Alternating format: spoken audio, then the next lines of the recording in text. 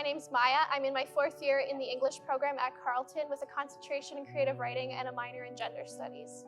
In addition to writing workshops, I take a lot of theory and literary analysis and cultural context courses. I also am minoring in gender studies, which means that I'm in the social sciences as well as the arts. It's really interesting to take those things that I'm learning about from a more theoretical perspective and to put them into my art.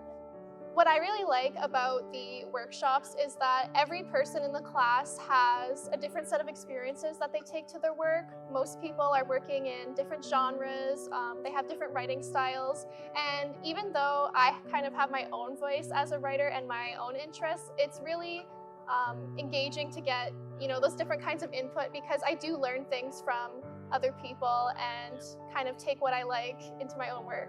Most writers are also readers or avid fans of other media forms. So when you go into a workshop, you're getting that feedback from a dual perspective of someone who is both a potential audience member of your work and also a fellow creator. Next semester, I'm doing an independent creative writing project, which is essentially a bachelor's thesis. My goal with this project is to create a portfolio for my MFA applications, because I am looking to apply to creative writing programs at the graduate level. I'm essentially writing a 40-page short story that ties into a larger project that I've been working on.